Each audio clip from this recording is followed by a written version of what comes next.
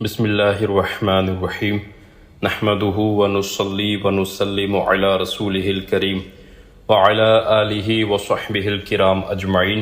છેલ્લા દર્શમાં આપણે સફર દરમિયાન કઈ કઈ વાતોનું ધ્યાન રાખવાનું છે એની વાત કરી હતી।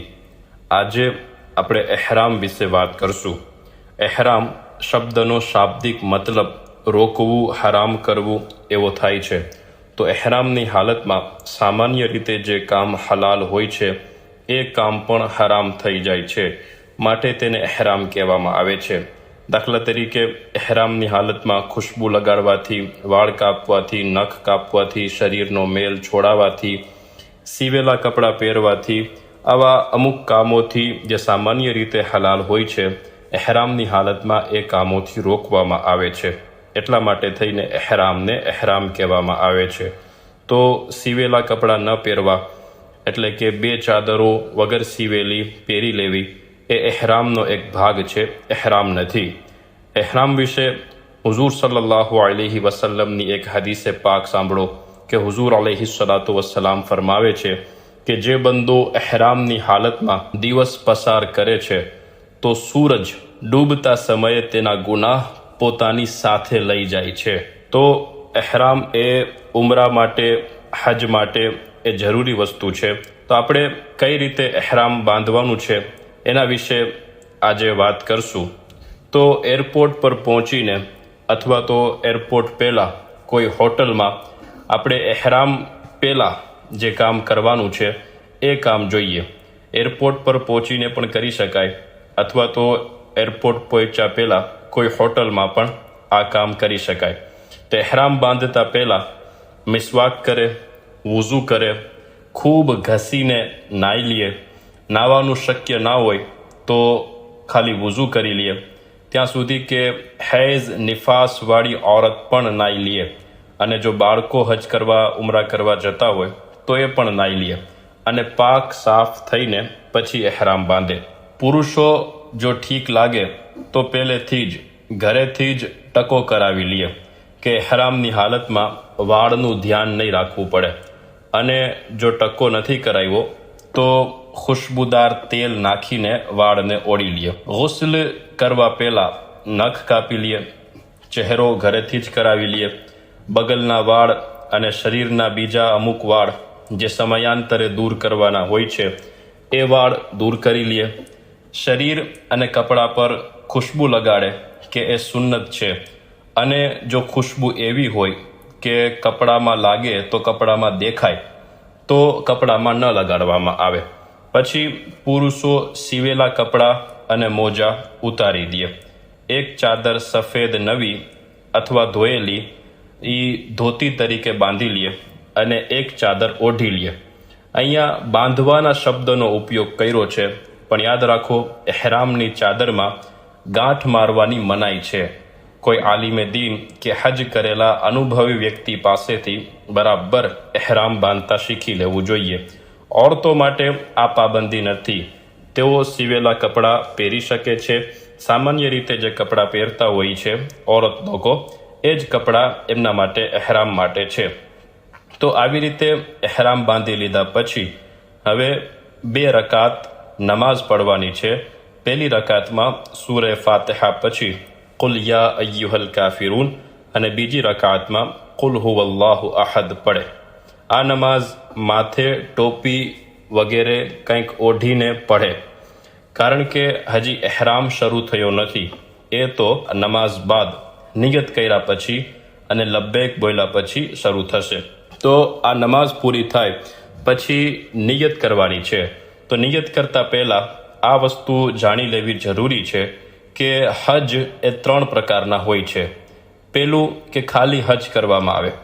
ખાલી હજ કરવાનો મતલબ છે કે તેની સાથે ઉમરાહ ના હોય, તો આવા હજને હજ્જે ઇફરાદ કહેવામાં આવે છે। બીજું કે હાજી પહેલાં ફક્ત ઉમરાની નિયત કરે, મક્કા શરીફ પહોંચીને ઉમરા અદા કરે અને પછી એહરામ ખોલી દે, અને પછી જ્યારે હજનો સમય આવે ત્યારે મક્કા શરીફથી હજનો એહરામ બાંધે। તો આ રીતે જે હજ કરવામાં આવે એને હજ્જે તમત્તો કહેવામાં આવે છે।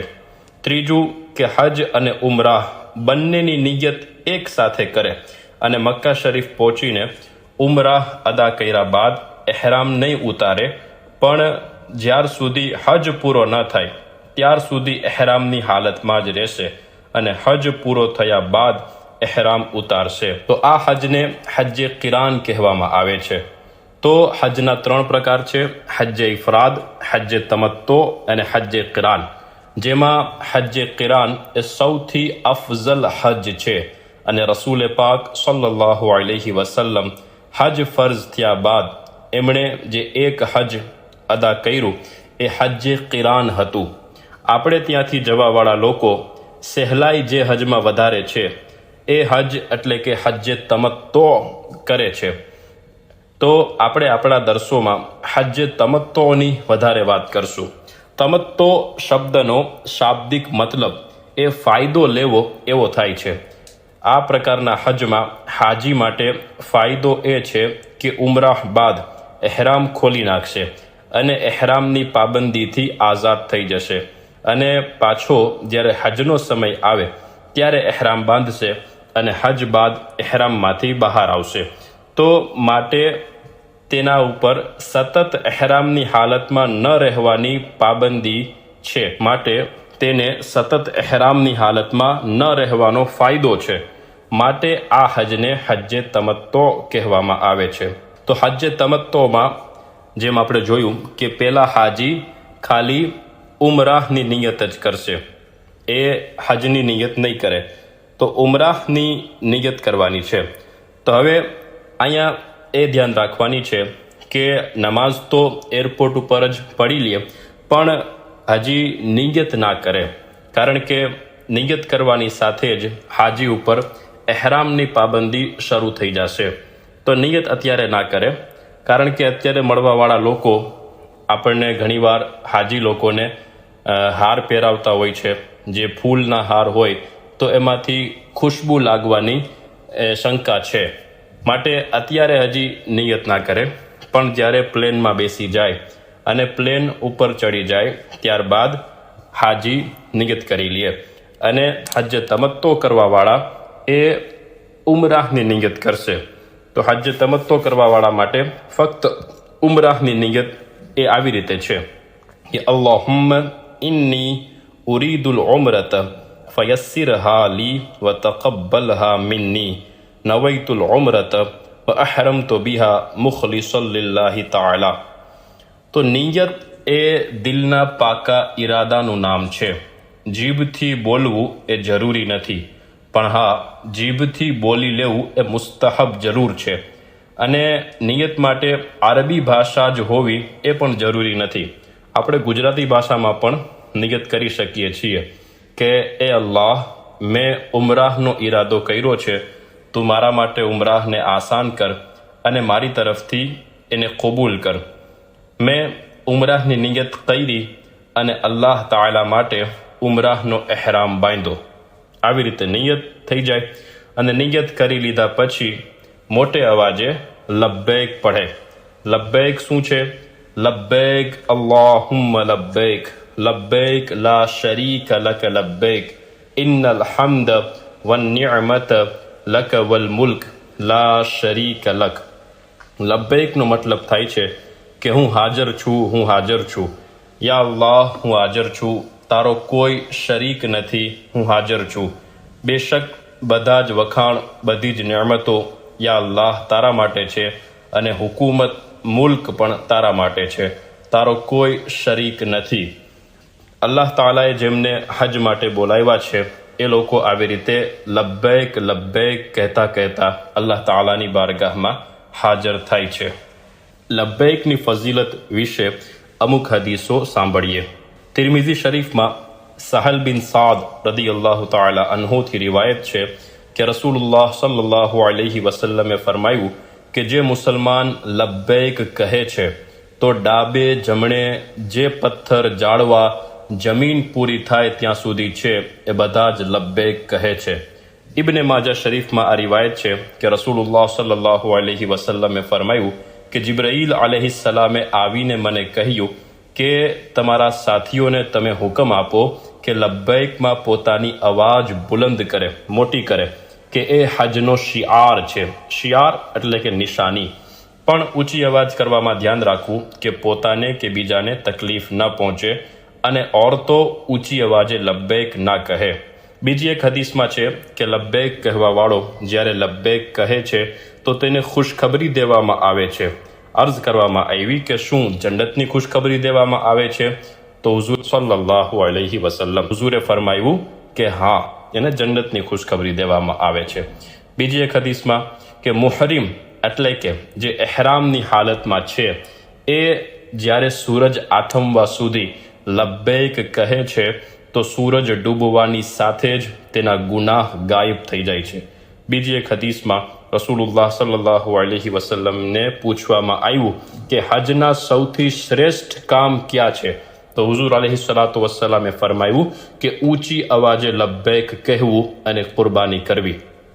તો લબ્બૈક એને હજનો શિયાર કહેવામાં આવ્યો, હજની નિશાની. તો હવે લબ્બૈકને વારંવાર પડવાનું છે. લબ્બૈકનો મતલબ આપણે જોયો કે લબ્બૈકનો મતલબ થાય છે હું હાજર છું. આ બોલતી વખતે એવું વિચારે કે જાણે કોઈ ભાગેલો ગુલામ પોતાના માલિકની બારગાહમાં હાજર થઈ રહ્યો હોય. આપણે જિંદગી આખી ગુનાહ કરીને હવે આપણા માલિક અલ્લાહ તાલાની બારગાહમાં હાજર થઈ રહ્યા છીએ. અલ્લાહના ઘણા વલીઓના એવા કિસ્સા છે કે તેઓ લબ્બૈક બોલવાની સાથે જ બેભાન થઈને પડી જતા, કારણ કે તેમને પોતાના ગુનાહો યાદ આવતા. અલ્લાહ તાલાથી ડરતા અને ધ્રુજતા અને એમ વિચારતા કે હું કહું કે લબ્બૈક, કે હું હાજર છું, અને ક્યાંક સામેથી એવો જવાબ ના આવે અલ્લાહ તાલા તરફથી કે લા લબ્બૈક, કે તારો લબ્બૈક કબૂલ નથી. અલ્લાહુ અકબર. અલ્લાહના વલીઓ જે જિંદગી આખી શરીયત મુજબ પસાર કરે છે તેમના દિલમાં કેટલો ખૌફે ખુદા હોય છે. આવી હદીસમાં મફહૂમ પણ મળે છે કે કોઈ બંદા જ્યારે હરામ માલ લઈને હજ કરવા જાય તો જ્યારે એ લબ્બૈક કહે છે તો અલ્લાહ તાલા તરફથી જવાબ આવે છે કે લા લબ્બૈક, તારો લબ્બૈક કબૂલ નથી. તો આવા વિચાર કરીને લબ્બૈક બોલે અને પોતાના દિલની કૈફિયત પણ હજ જેવી કરે. લબ્બૈકને 3 વાર પડે. નિયત કર્યા પછી જ્યાં લબ્બૈક પડ્યું તો લબ્બૈકને 3 વાર પડે, અને પછી દુરૂદ શરીફ પડે, અને પછી દુઆ માંગે. એક દુઆ અહીંયા આ શીખવાડવામાં આવી છે, અલ્લાહુમ્મા ઇન્ની અસઅલુકા રિદાકા વલ જન્નત વ અઉઝુ બિકા મિન ગઝબિકા વન નાર, કે એ અલ્લાહ, હું તારી રઝા અને જન્નતનો સવાલ કરું છું, અને તારી નારાજગી અને દોઝખથી પનાહ માંગુ છું. દુઆઓ આ હજના સફરમાં ઘણી બધી છે, જેના માટે કોઈ કિતાબ લઈ જવામાં આવે તો વધારે સારું. અને દુઆઓમાં સૌથી સારી દુઆ એ દુરૂદ શરીફ છે, તો વધારે ને વધારે દુરૂદ શરીફ પડવામાં આવે. હવે લબ્બૈક અને નિયત એમના અમુક મસાઇલ હું અહીંયા બયાન કરું છું જે અગત્યના છે. ખાસ યાદ રાખો કે નિયત કરતા સમયે જો દિલમાં હજના એહરામની નિયત હશે તો એ એહરામ હજનો એહરામ થઈ જશે, અને એ એહરામ હજ પછી જ ઉતરશે, એની પહેલાં નહીં ઉતરી શકે. મોઢેથી ભલે ઉમરાહનો શબ્દ બોલ્યો હોય, તેમ છતાં મતલબ મોઢેથી શું બોલ્યો એ નહીં, પણ દિલમાં શું છે એનું મહત્વ છે. માટે દિલમાં પણ ઉમરાહના એહરામની નિયત કરે. એમ નહીં કે હજ માટે જઈએ છીએ તો હજના એહરામની નિયત કરે, કારણ કે હાજીઓ મક્કા શરીફ પહોંચીને પહેલાં ઉમરા કરશે, અને ફક્ત ઉમરાની નિયત જો એહરામમાં કરી હશે તો ઉમરાહ બાદ એહરામથી બહાર આવી શકશે. ઉમરાહ અને હજ બંનેની નિયત કરી હશે, અથવા ખાલી હજની નિયત કરી હશે તો એ હજ પહેલાં એહરામથી બહાર આવી શકશે નહીં. ઉમરાહ શું છે એની ઇન્શાઅલ્લાહ તાલા વિગતવાર ચર્ચા આગળના દર્શોમાં આવશે. બીજું કે એહરામ માટે એ નિયત શરત છે. જો નિયત નહીં કરી તો એહરામની જે આ પરિસ્થિતિ છે, એહરામની હાલત એ શરૂ જ નહીં થાય. અને એહરામની હાલત શરૂ થવા માટે જીભથી એકવાર લબ્બૈક કહેવું એ પણ જરૂરી છે. જો લબ્બૈક નહીં પડે તો પણ એહરામ શરૂ થશે નહીં. તો મતલબ એવો થયો કે એહરામ માટે નિયત અને લબ્બૈક બંને જરૂરી છે. લબ્બૈકના અમુક મસાઇલ કે લબ્બૈક જ્યારે બી પઢો તો ઓછામાં ઓછું 3 વાર તો પઢો. જે વ્યક્તિ મોટા અવાજે લબ્બૈક પડતો હોય તો તેને સલામ કરવું એ મકરૂહ છે, માટે તેને સલામ ન કરવામાં આવે. અને જો આપણે લબ્બૈક પડતા હોય અને કોઈ આપણને સલામ કરે તો લબ્બૈક પૂરું કરીને પછી જવાબ આપવામાં આવે. પણ હા, જો ખબર હોય કે લબ્બૈક પૂરું કર્યા પછી જવાબ દેવાનો મોકો નહીં મળે તો અત્યારે જ જવાબ આપી દેવામાં આવે. પુરુષો ઊંચા અવાજે લબ્બૈક પડશે, પણ એટલો ઊંચો અવાજ નહીં કે પોતાને અથવા બીજાને તકલીફ થાય. અને સ્ત્રીઓ એ નીચા અવાજે લબ્બૈક પડશે, પણ એટલું નીચું પણ નહીં કે પોતાના કાન પણ ન સાંભળી શકે. કારણ કે શરીયતમાં જ્યારે બી કોઈ પણ વસ્તુ પડવાની વાત આવશે તો પડવા માટે એટલી અવાજ હંમેશા જરૂરી છે કે જો કાનમાં બેરાશ કે દેકારો ના હોય તો પોતાના ખુદના કાન સાંભળી લે. તો ઓરતો માટે એટલી અવાજથી લબ્બૈક બોલવું જરૂરી છે કે પોતાના ખુદના કાન સાંભળી લે. અને હવે લબ્બૈક વધારે ને વધારે બોલવામાં આવે. હજના સફરમાં જ્યારે બી કોઈને મળીએ, 2 કાફલા મળતા હોય ત્યારે, કે આપણી પરિસ્થિતિ બદલાય, એક કન્ડિશનમાંથી બીજી કન્ડિશનમાં જઈએ ત્યારે, ઊંચાઈ ચડતા હોય ત્યારે, ઊંચાઈથી નીચે ઉતરતા હોય ત્યારે, મતલબ કે વધારે ને વધારે લબ્બૈક પઢવામાં આવે. અને લબ્બૈક જ્યારે બી પડો ત્યારે 3 વાર પડવું એ વધારે સારું છે. હવે આ લબ્બૈક પડવાની સાથે જ એહરામની હાલત શરૂ થઈ જાય છે. તો એહરામની હાલત શરૂ થવાનો શું મતલબ છે, કઈ વસ્તુઓ હવે આ એહરામની હાલતમાં નહીં કરી શકાય અને કઈ વસ્તુઓની ઇજાઝત છે, એના વિશે ડિટેલમાં વાત ઇન્શાઅલ્લાહ તાઆલા આ પછીના દર્સમાં કરીશું. વલ્લાહુ તાઆલા આલમુ બિસ્સવાબ.